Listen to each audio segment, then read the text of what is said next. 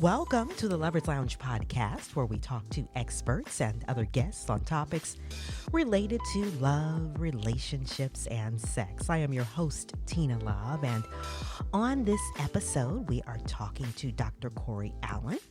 Now, Dr. Allan is an author, he's a marriage therapist, a teacher, and a speaker. He's also founder of a podcast, Sexy Marriage Radio, and he has a website with a lot of resources called Simple Marriage. He helps married couples live in relationships that are fully alive, and I love that. Dr. Allan has a master's in counseling and a PhD in family therapy, and has a family practice in McKinney, Texas, where he lives with his wife and co-podcast host, I might add, Pam, and their two kids. Dr. Allan, welcome to the show. Well, thank you. I'm glad to be here. I am so glad that you are. I was just thrilled when I ran across your information and what you do. And I felt like, man, this guy, he is so, on the same page as I am, I tell you, as far as making sure that marriages stay alive. So I just want to tell you, fantastic work. I love your podcast, and I especially love when you and Pam kind of do this sort of ask the doctor sort of thing where your listeners submit questions to you. So thanks a lot for being on the show. Absolutely. It's my pleasure. Yeah. So how'd you come about doing this show? I know with your show you say the best sex is married sex. So how did you come about the Sexy Marriage Radio podcast? Well, so this is something that I started in the world of blogging probably about 11 or 12 years ago, where I just started writing articles and posts for a local newspaper at a small town nearby here. And then I ended up putting those online. That then turned into the blog, which was Simple Marriage. That grew because I was just trying to help couples solve problems before they became major problems. And one of the things I noticed was anytime I wrote on the topic of sex, those were well received as far as comments, interaction, emails that would come back, which then got me thinking we need to be talking more about this in a health concept or a pro-marriage concept. Because if you look in iTunes in the sexuality category, there's a lot of good information, but a lot of it also doesn't line up with a Christian moral framework Right. or value structure. So I believe in marriage. I believe in monogamy in marriage. And I want marriage sex to be great for Yes. couples. I think it's something that gets better as we go because we get better as people. And so I want to combat the idea of, marriage is where sex goes to die, which is some of the social world concept and construct. So I didn't want to just be a solo dude out there talking about sex, though, in a podcast, because that's not something someone would want to listen to, I don't think. Right. So I found a colleague, I guess you could say. She's a coach back then, that she jumped on here with me, and we started just doing weekly shows, just talking about different concepts that come up, and that evolved from there and grew to then another co-host that came on board because Gina, my first one, needed to transition to take care of some personal things. And then Shannon Etheridge jumped on board for about 4.5 years with me. Yeah. And then she transitioned to take care of some of the things going on in her business and her life. And then my wife assumed the chair, and she's been that way for about almost 2 years now, that she's been my permanent co-host. And then we still bring on a lot of guests and experts because my wife is a CPA, so she does an incredible job of being the voice of the lower desire and keeping me out of the academic and theory world. Yeah. And it makes me answer questions in a practical way to, Yeah.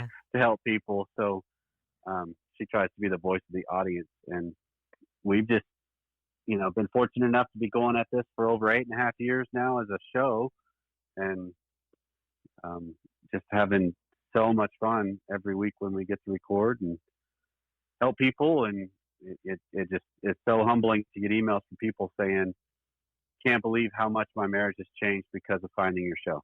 Man, and that has to be music to Oh, your ears. it's Fantastic. beautiful. Yeah, Yeah, it's yeah. beautiful. Yes, yes. Well, and I because I was talking to you a little bit offline, but I'm going to share this here while we're on. So I was just saying that I think sometimes in Christian marriages, we've got people who are saved, and we're serving the Lord, and we are all into Christ, right? Because we love Right. Him, right?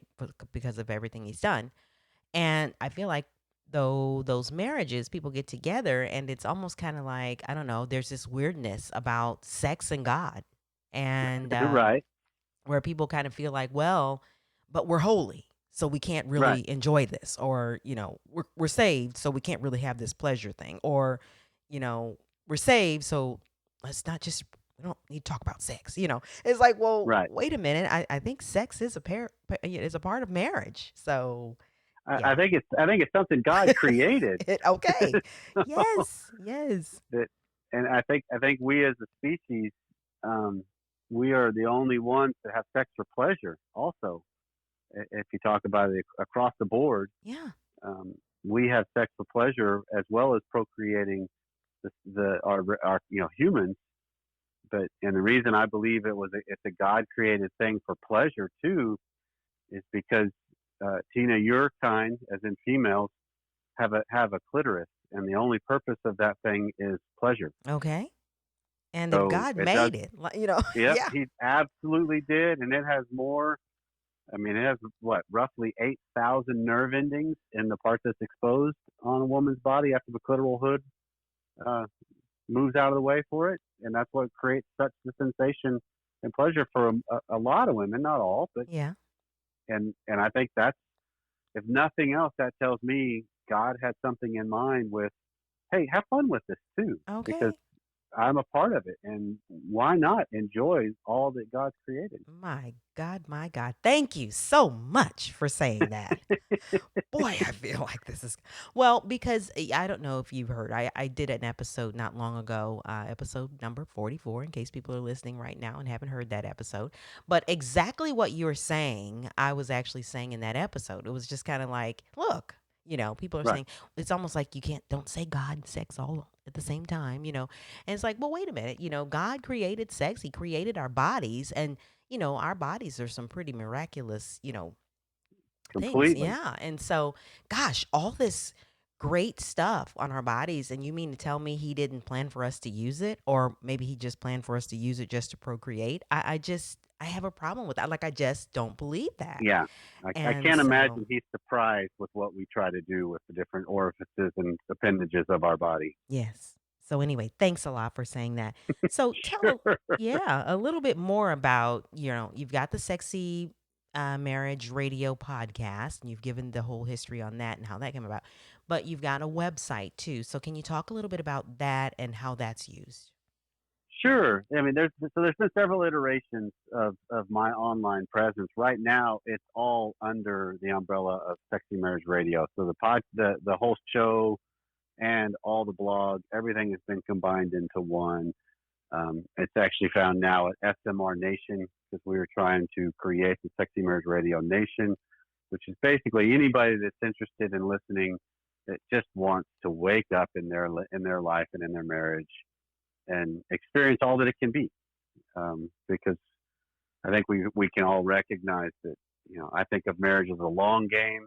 I'm in it until one of us is no longer because of tragedy. Okay. So, Right. um, and I want to be fully in it all the way through. And so what we talk about, and what everything on the website is designed for is just to equip people to view what's going on better and then do better. Because a lot of times we think of, um, Tina, if you think about it, you get these couples, they get into marriage, and one morning they eventually will wake up and wonder what happened. The spark is gone. There it is. Um, I'm not. Who are you? I don't Right. know who you Right. are Right. anymore. Right. Maybe I married the wrong person, and we get all these things, and I think of that is a normal step and process in marriage. And actually, I came across a quote. I got to find the name of who I can attribute it to, but the quote said that the morning you wake up, and wonder if you married the wrong person, that's when marriage really begins. Look at that. And Yeah. and I love the idea of the premise we have with Sexy Marriage Radio is primarily marriage is designed to work more on you than you do on it. Yeah. And sex is exactly that same kind of a concept. Wow. There's so much more sophistication going on than just a penis and a vagina. So it's just recognizing who are those people, who are those things attached to is what really matters, and how well do you show up and be involved and give and receive and all that it can be. I mean, that's life in and of itself. Yeah. So why not? I mean, yeah, exactly. And I you're about to make me jump out of my chair right now because in episode 44, I said the same exact thing. Like, I'm thinking, if you're going to be married to somebody for what, 10, 15, 20, 30 years, my gosh, let's enjoy this thing. Okay. Hmm. Let's give it all we got. Totally. So that's so cool. Thank you. And the coolest thing about that, Tina, is there's actually research that continues to confirm that the longer you're in it, as far as the relationship, the better it gets. Okay. That it's roughly, 15 to 20 years in that people notice a shift. And I don't think that's a relational thing. I think that's a personal thing Yeah. more than anything. Because as we're recording this, I just turned 49 a couple of weeks ago. Mm-hmm. And I'm 27 years into this thing with my wife. And there's something that just happens when you hit your 40s Yeah. ish, Oh, maybe yeah. 50s for some people, Mhm. where you just start growing more comfortable in your own skin. Is that what it And is? Man. I think so. I think you just start getting to where I don't have to put on a facade for people. This is just who I am. And when I can bring that to my marriage, and then more importantly, when I can bring that to my marriage bed, maybe the techniques don't, maybe I'm not physically capable of some of the stuff I could have done when I was 20 or 25, Right. but man, there's so much more of me Yes. available emotionally, spiritually, mentally, and I don't get threatened by stuff like I used to. That if something breaks the flow or doesn't work right, it's like, okay, what else can we do? Let's Yeah. try this and let's Yeah. do that, and you just adjust because not everything's riding on your life when you're that old. Yes. You just Wow. you just recover better from it. Yes. Well, that's good. I mean, and that's another thing we've got in common. Like, we're on the same age, actually. So There you that's go. pretty cool. Okay. Well, so in this episode, I wanted to kind of do this like a ask the doctor sort of thing. I've had another Okay. sex therapist and relationship and marriage therapist who has been on the show before, and we just took questions, just like rapid fire, just questions, and she Sure. answered them, and it really seemed to be very interesting for the listening audience. And so I thought, I'll do this with Dr. Allan. Yeah, Perfect. yeah. So anyway, so here's a question for you, Dr. Allan. What does a healthy sex life look like in a Christian marriage? Now, these were questions that are submitted, by married people. So they want to know, what does a healthy sex life look like in a Christian marriage? Well, okay, so this is where you start getting into it's more often defined by the people involved than it is by some edict of what's normal or healthy. All right. Because too often we get caught in, well, what's normal? And that is as unique as the people involved in some regards. So what's healthy for a couple when it comes to their sex life is, are they both finding pleasure and enjoyment and connection and fulfillment for a majority of the times they're together in the act of sex with each other? Mm-hmm.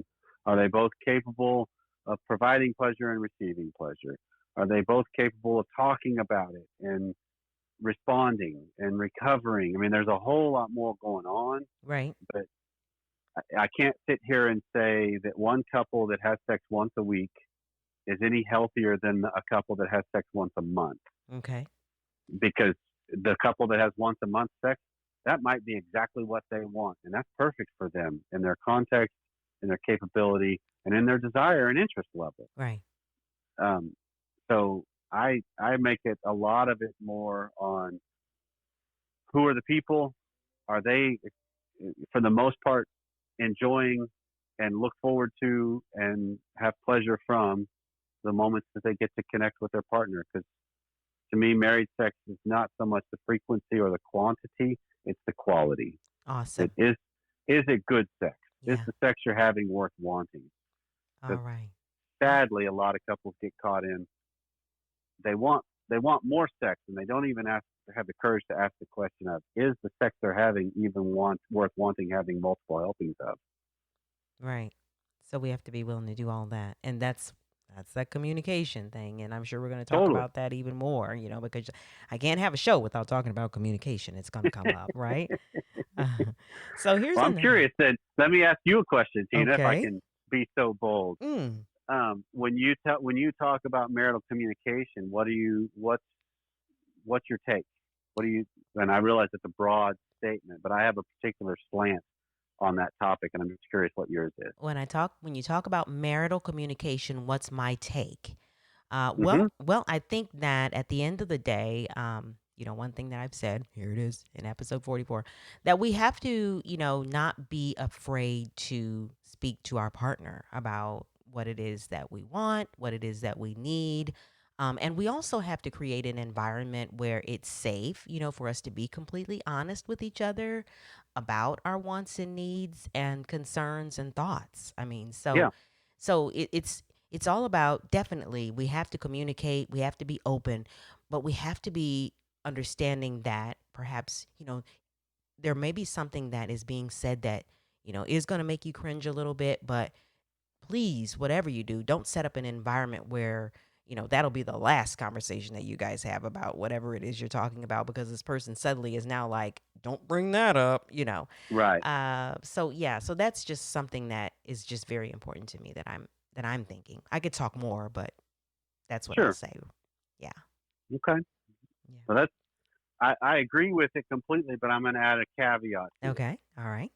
because what I believe in when it comes to relationships that have any kind of commitment to it or close proximity to it, everything we do communicates. So Yes. you cannot not communicate in marriage. You just Because can't. Yeah. I have yet to ever meet a couple in my practice or coaching online that truly has communication problems. Because I ask them the question, can you piss each other off? And if the answer is yes, then you communicate just fine. Exactly. Because Exactly. then it becomes the issue of you just don't like the messages that are being communicated or not, rather than are they getting through? Yeah. Wow. Because even the way you framed that earlier, Tina, the way I think of it is if I bring up something with my wife and she overreacts, she's Mm-hmm. communicating, I don't ever want to talk about it again. There it is. So, Every action, everything we do communicates yep, something. Yeah. totally. And Yeah. so then it becomes on my shoulders if she does that and overreacts and is basically saying, don't ever bring that subject up again. How do I have the courage to still bring the subject up again if it matters to me that much? Dig deep. Isn't that something? And if it doesn't matter to me that much and I give it up, fine. But if it does and I give it up and I blame her, I'm just as guilty. Yep. Absolutely. So there's a sophistication I believe that goes on in marriage so that we don't spend enough time really recognizing our own role in, and that's where our work really begins. Because don't you think most of the time, I mean, most couples will probably sit here that listen to your show, and maybe you could even say this too, that or have said this in some of our moments of life, where if my spouse would just get on board with what I want, it would just make things so much easier. Yeah. But then I Okay. don't recognize if they actually did, I Right. probably would end up being bored. Right. So Exactly. because no one wants a clone. I mean, I don't want to have sex with myself. Well, not all the time. Right. Right. Right. I was gonna Occasionally, say no pun occasionally intended. Yeah. maybe, Yeah. but you know what I mean.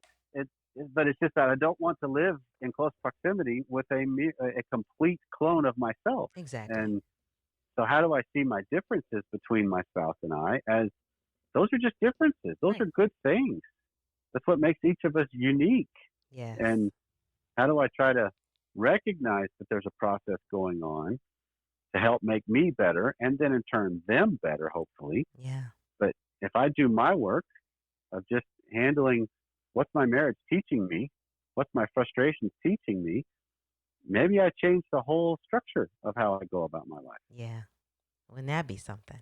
Yeah. It would be. All right. Well, here's That's another also how one. you have better sex. Yes. Oh, yes. Yes. Okay. Here's another one, doctor. Okay. So, someone's saying, we've been married for 27 years and just became empty nesters a couple of years ago. But unfortunately, there's very little intimacy in our marriage. We're huggers, we're kissers, but very little in the sex department. I go to bed early and he stays up late. And we seem to be content, but it does make me wonder, unfortunately, if he has interest in someone else. Hmm. Okay. So there's a couple of things that jump out to me in the wording of this. Yeah. One is the definition of the word intimacy, because what I hear her actually saying is sex. Right. And a lot of the times we interchange those two things when they aren't the same. Mm-hmm. Very good. Because you can, when you reveal who you are with somebody and your frustrations, your sadness, your grief, your fears, whatever, that's intimate. Yeah. That's not sexual most of the time, if you think about it. But there is actually a sexual component to that whole realm as well. So it's easy to jump to the conclusion, because the worst in us will do this a lot, that when my partner's not interested in me, there's got to be something tangible going on. And so, yeah, it can be a reaction of, is there someone else? Is there something else? Mm-hmm. Because reality is there's something, because we all face that, don't we? We're all being pushed for our time, Oh, yeah. our interests, our desires, Attention. our Yeah. hobbies, our likes, all of that. To me, the best system is I have a lot of circles or systems that meet and fulfill my needs, but all of the sexual ones are steered towards my spouse. Um, but so to answer the question for her, it sounds like the tough questions, and questions need to be asked of him. Of, hey, what gives? I thought this is something we were on board with. I thought this is something I was really looking forward to, and you were too. It's not playing out that way. I'm curious what's going on. Yeah. It's almost just a sharing of here's my side of this. Being willing to ask the questions, because a lot of times we get afraid to ask those questions because we don't know if we want to know the answer, Right. right? Right. Because there is an element of real hurt possibly. But Right. how do you look at it as what's the cleaner route to go, which would be, you know what, I'm really interested in more sex. And now that we're empty nesters, we can have it more, which then the other thing that jumped out to me was, why do they, if they're empty nesters, why do they have to only have sex at night? There it is. Why not mid morning? Why not right when you both get home if you're working? Why not at lunchtime, afternoon delights? Whatever, kind of change the whole scenario. And also, if she's ready to go to bed but is a little bit randy and he's still up, what if she goes out to where he is and starts making a move on him right there? Yeah. There's no one else in the house. I mean, I would love those. I got teenagers in my Okay. home. See, that's what I'm I'm talking a about. little more limited on where I got my chances to play for the playground. I feel like empty nesters just, man, they haven't made really. No more kids in the house. Yep. Now it's you two. So it's all about getting to know each other. Sometimes getting to know each other again, all over again, Sure. because you've had kids in the house and you've been running There's been here a and lot there, to and yeah, distract you from lots each to other. distract. Yeah, but Yep. now there's no distraction, no kids, nobody to cook for, nobody to make sure does homework and goes to bed and gets up in the next morning. Right. So it's like, And yeah, and a lot of time that whole transition happens fast, and you're yes, not it ready does. for it. Yeah, Right. That it's when the weight of it really does come on you, it's going to knock you back. At least one of you, maybe both. right. And so being willing to say, hey, these are some of the dreams I had, and I'm realizing this. I don't. What do you think? Is this Yeah. your experience? It's just kind of let's just have a new level set conversation of where we are, and then we start negotiating, navigating. What do we want? I love it. I love it. That sounds good. Here's another one. Do you think masturbation is a sin? Well, we already alluded to it earlier. Right. You said, that I want to I have sex with um, myself. Yeah, that. we personally with Sex and Marriage Radio, and this is just my belief and with clients. Um, I don't have any issue with masturbation. The where it starts to become an issue in my mind, both theologically and then health wise, is what's surrounding masturbation. Because a lot of times masturbation is accompanied with pornography Right. or illicit fantasies that get beyond just the whole wonder of a fantasy. It gets into a little more specific, and then you're starting to get into that slippery slope of, is that leading you towards goodness and godliness or away? Okay. Um, but as far as, is there anything biblically wrong with masturbation? The only scripture that has ever come across my mind and conversations that people use to condemn masturbation is being used out of context, because Onan actually, when he spilled his seed, he didn't fulfill his cultural obligation. It wasn't because he masturbated, and he didn't even masturbate actually. He was having intercourse, and he just did the withdrawal method Okay. and finished on the ground, or stomach or wherever. I mean, the Bible doesn't get that graphic. Unfortunately, a lot more people might read it if it had a little more graphic like that. I don't know. Anyway, Yeah. But that's what's been used in a lot of circumstances with religion, as that's why it's bad. And this is what you alluded to at the very beginning of the show too, Tina, that the church has done a bad job in a lot of ways by not talking about this. And whenever something is being covered by silence, we go negative. Yep.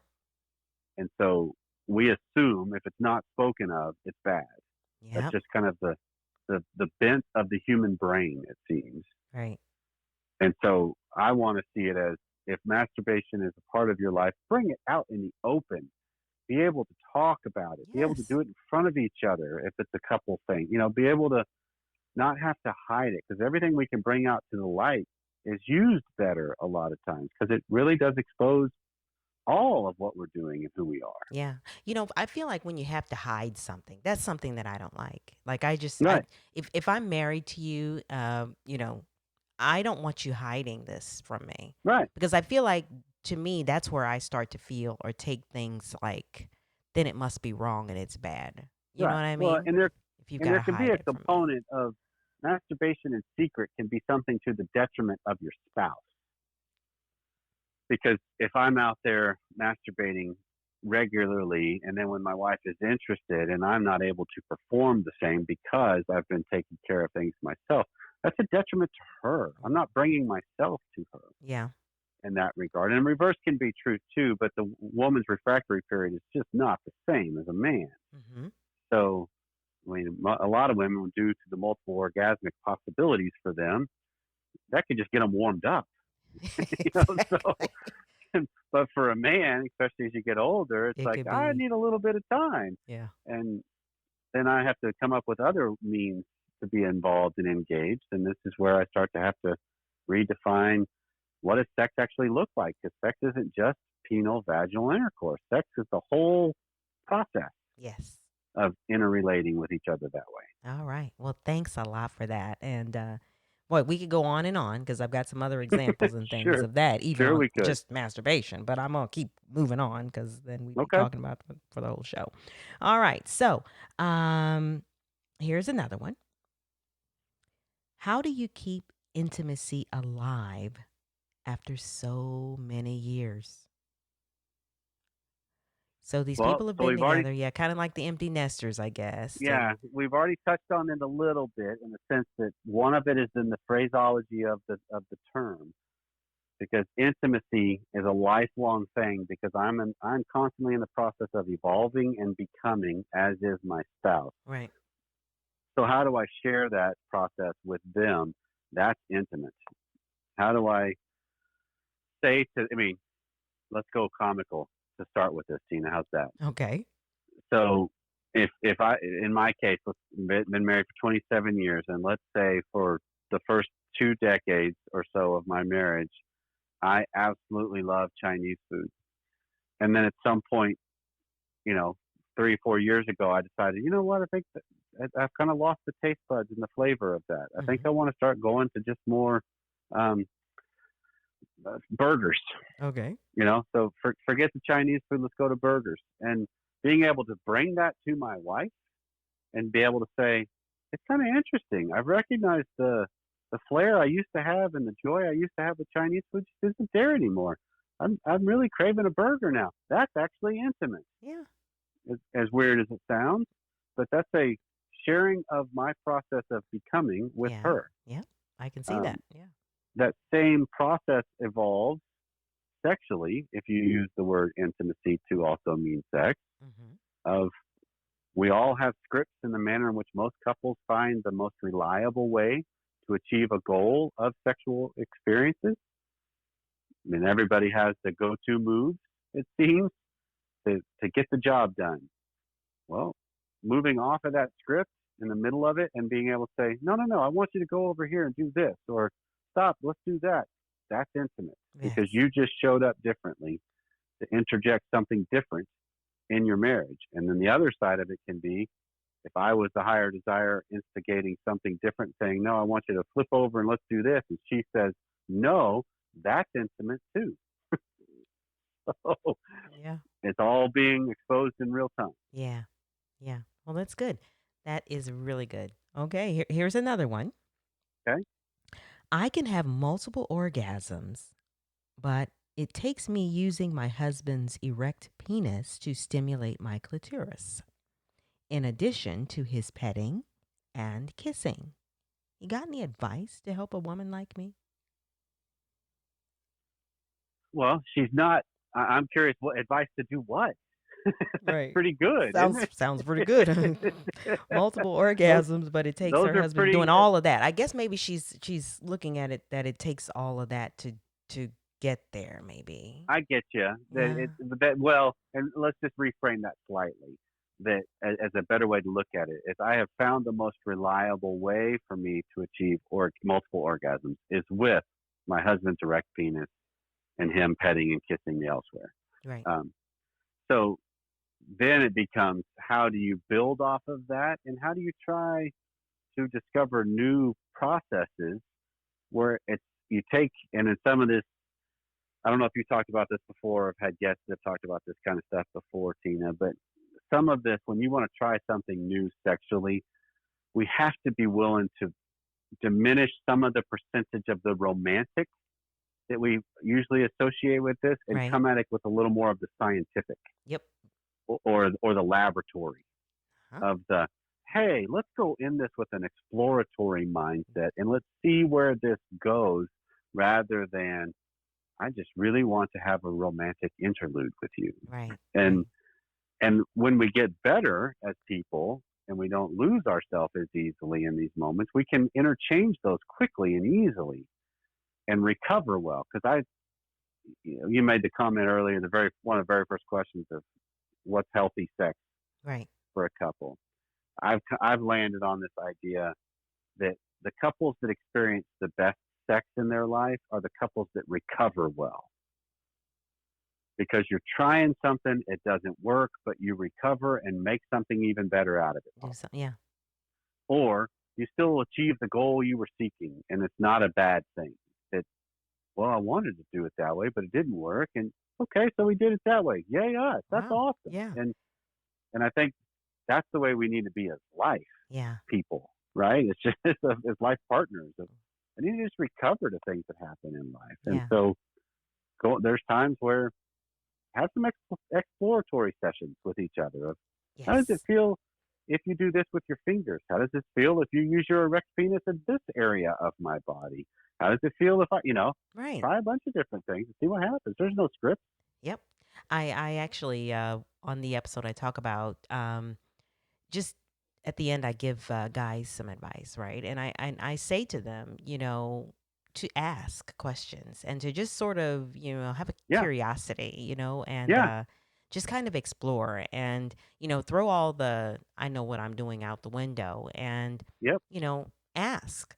And I just feel like, you know, that can be quite a turn on, I said. absolutely. You And that's know? what's so funny is the whole I know what I'm doing, Right. because I consider myself an educated man, but I only know parts of my wife. I don't know how she is in the moments of my wife, right? Because Mm-hmm. things change for her too. She doesn't even know who she is Right. in some parts. Just like I don't know who I am in some parts in segments of my life. I mean, We're constantly, biologically yeah. speaking, Yeah. yeah, biologically speaking, for a woman, her cervix throughout her menstrual cycle is never in the same place. Yeah. So it's constantly moving. So that's why you could have that adage of sex is a moving target. Yeah, it It is. really is. Yeah. Yeah. All right. Here's another one. My husband wants to try anal sex. Is this even biblical? Is my husband gay? What's the best way to handle your husband's obsession with anal sex if I'm not interested? Okay, well, there's a lot of questions in that one Yeah, I know. that need to be parsed out. Gotta break it Um, down. So my husband that wants to try anal sex. Is this even biblical? That's the first question. Yeah, and so this is where you start getting into the context of what's used in Scripture when it's applied to things outside of what the context is. That's where I start to get into the hold on.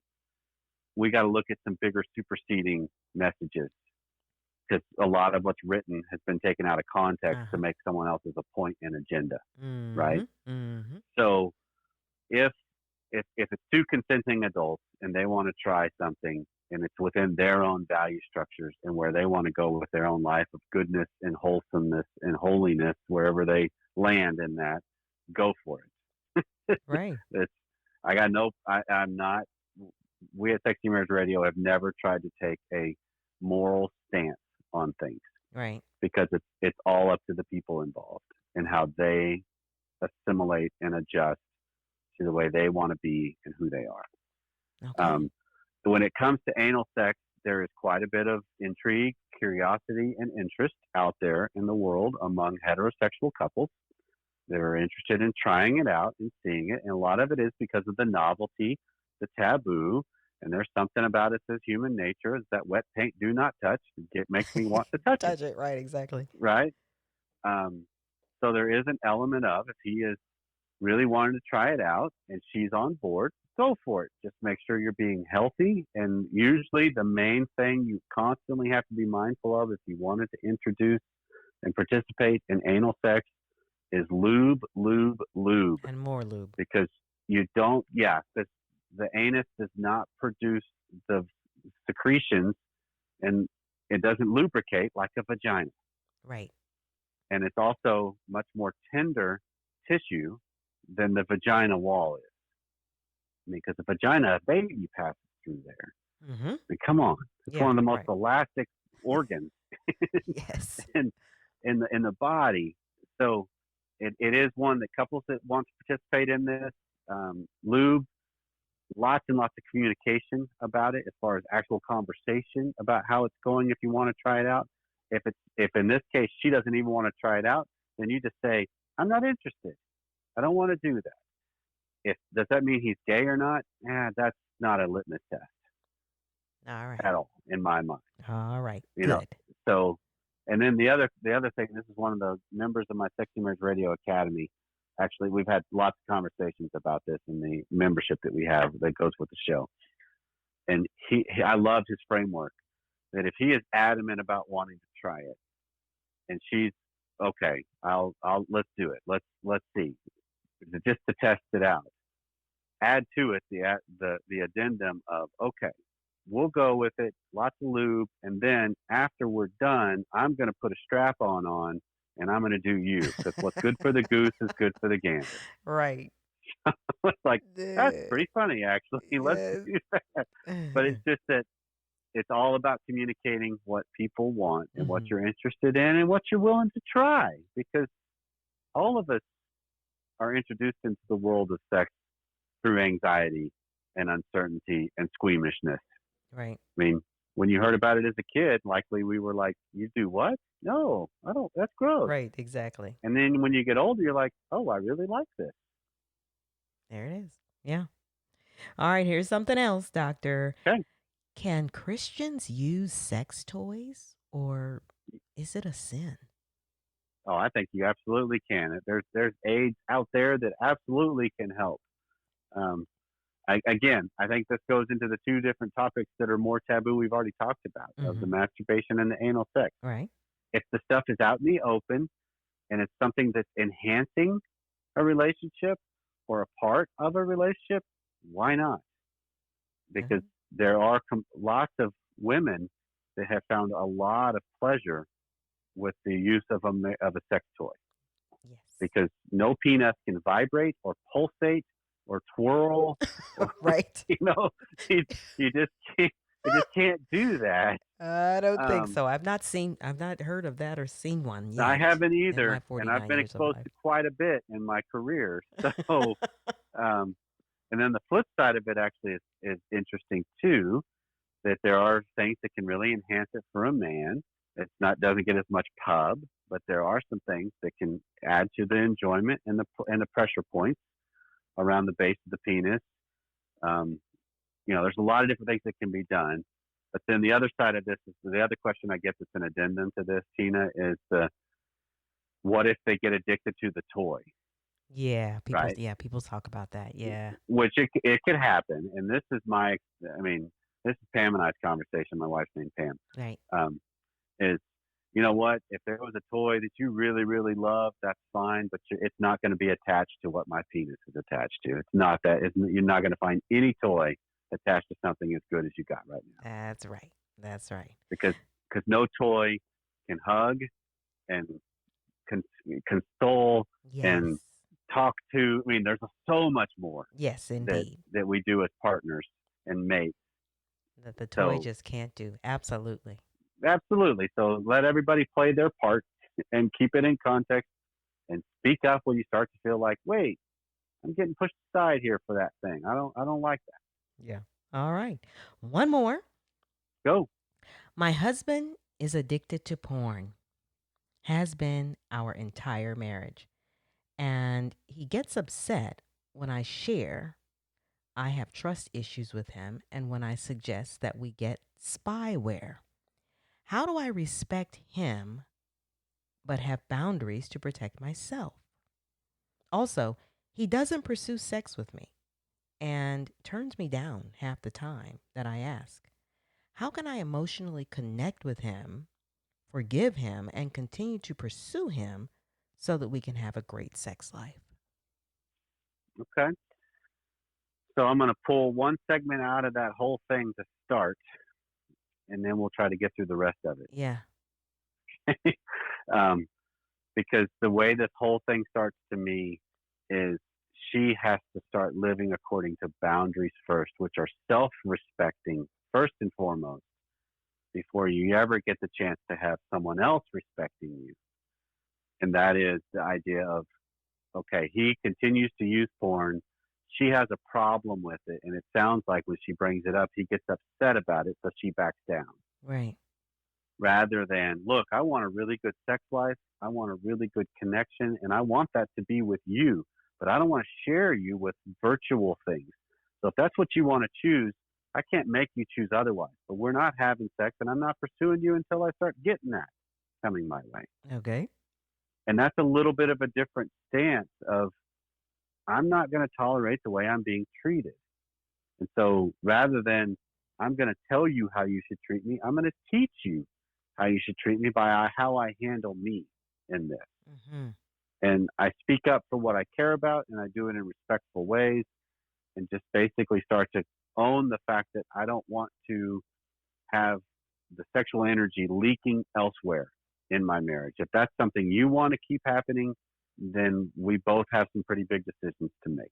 And that can sound really harsh and cold, but it's also the way life unfolds. Yeah. Wow. Yeah. Interesting. Interesting. And, I'm sure too, there are some that questions that ask, is this a sin? Pornography. Should my husband, not be, looking at porn or, Right. is that against the word of God? So what's your take on that, doctor? Well, I think that pornography absolutely is one of those things that's not leading us towards goodness and holiness. Okay. Um, because a lot of times pornography just in and of itself is an abuse of people. If you think about it, Yep.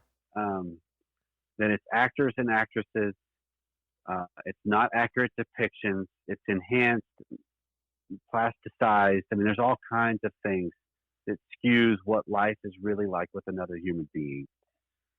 So um, I don't I don't like the idea personally that pornography is in line with a good monogamous relationship. Hmm. Um, I think that we were designed to have sexual encounters with our spouse and learn as much as we can that way. Right. And so I think of it in terms of how do I bring stuff out in the open? Because there are some couples that I've worked with and that I know that they have a policy of pornography is okay, but it's got to be in the open and together. Yep. And that's their own choice then. Okay. But it's not pulling them from each other like that question described. It sounds to me like he gets easier gratification through pornography and masturbation than having to deal with her. Yeah. And so So she's feeling like, basically, yeah, yeah, yeah, basically he's betraying her. right. So she feels like it's almost, I kind of see it where she's kind of looking at it as almost like another woman, Yeah, absolutely. And you know? and it's something she can't compete with Right. Right. because because of high speed internet porn, you can no human being can keep up with what that actually is depicting. Right. And so at the end of the day, I mean, it goes back to, Doctor, as I'm sitting here reflecting and thinking on that whole, what I said earlier about it being a secret or something that you Right, hide. Because, right. anything to me, once again, that you have to hide from your spouse or your committed partner, like, that's a danger zone to me. Like, that to me, It's a there's a red recipe for flag. explosion. Yeah. Yeah, it's a Yeah. recipe for explosions to happen. And so then it becomes, how do I do the self-respecting moves of speaking up and doing what I need to for me with my boundaries, with my expressions of wants and desires, and then I let my partner respond the way they do, and then I make my response from that. Yeah, yeah, and because I've had a question also for a doctor before that was on the show where the husband mentioned that he does this. It was either porn and or masturbation, and the wife's response was that of like, what, how dare you, Right. and very very upset and freaked out, and then it was Oh, like the husband's like, it's an oh, incredibly yeah, painful subject. yeah. And Yeah, the I mean, husband's there's like, yeah, the husband was then like, I'll never say that again. Like, I'll never talk about that again. And I felt right. really bad because, I'm thinking, I mean, I understand, the lady's feeling like, the wife is feeling like she's being, I guess, replaced, Betrayed. Yeah, betrayed, it's replaced, a betrayal. Yeah, I Yeah, think it's yeah. a betrayal.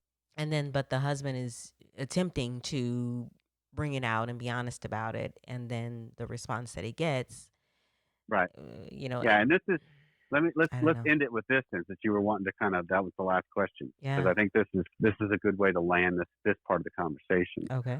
When it comes to pornography, it is a both male and female thing. Right. So let's just level set that. It's Yep. not just a male only You're issue, right. although majority of the pornography out Are there men, yeah, is but yeah. leaning towards the male Yeah. as far as the consumer. But I think when it comes to dealing with pornography in a marriage, a wife, and I'll just leave it in this context of talking about the husband's the one using because that was the question Yep. that was Yep. Yep. posed. Yep. A wife is not an accountability partner when it comes to dealing with pornography. That is not her role. She is an ally in the process, possibly, but she is not to be one he reports to on it. That Hmm. changes the dynamic and the power structure between them. So he needs the most reliable route to dealing with pornography successfully and better is he needs another dude to report to Hmm. on how he's doing. And Yeah. just to be honest, not to always have 100% perfection at the beginning, but just to be honest, just to say, yep, I slipped up 3 times this week. And just that fact of being honest about it starts to change the way I look at myself in it. Right. Because most couples that struggle with pornography was in existence in their world long before the spouse became part of their world. Hmm.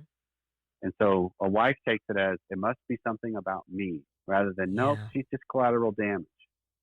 And it sucks, but it's true.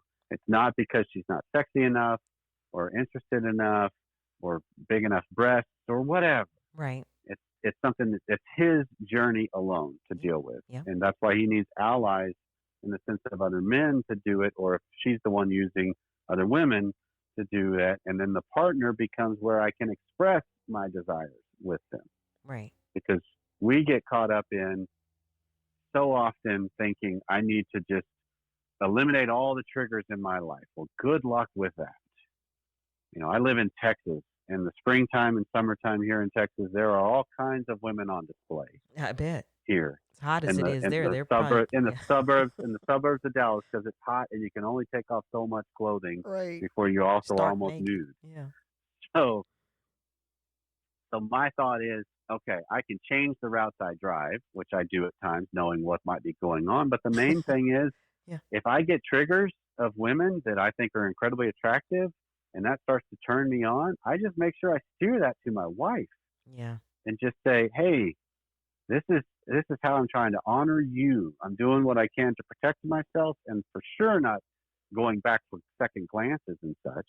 But I steer it towards my marriage, and Yeah. I think that's what it is designed on: taking things captive and steering them better. Yes. And there's that communication thing, and Yep. expression. Yeah, absolutely. So, Doctor, can you share how the listening audience can hear more from you? Like, I'm already thinking that I'm going to invite you back to the show because I've Would love enjoyed it. the doctor, ask the doctor aspect, and we've got a lot more questions that we could have dealt with. But anyway, how can the listening audience hear more from you, or see Well, information that you yeah. have, So blogs, different stuff so like that? everything you can find of me is online at smrnation.com. That's my online home. There are 8.5 years of podcast episodes and over 1,000 posts of blog posts and articles. A book, Naked Marriage, that I wrote is there. Yeah. There's some online courses that are available. I coach people from all over the world via the webcam and internet. So I just try to be a resource to help people get unstuck, view things better, and just be better. Awesome. Awesome. Thank you so much. And those of you that are listening, please do not forget to like, subscribe, rate, or comment on the shows because this really helps me to understand what you like, what you don't like, what you find interesting. And it'll probably help me stick around like Dr. Allan because he's been doing this for quite some time. Don't forget, this show can be heard on Apple, Spotify, Stitcher, Google, iHeartRadio, and YouTube. Thank you so much for listening to the Lovers Lounge podcast, where we talk to experts and other guests on topics related to love, relationships, and sex. I am your host, Tina Love, and until next time, peace. And of course, don't you forget, love.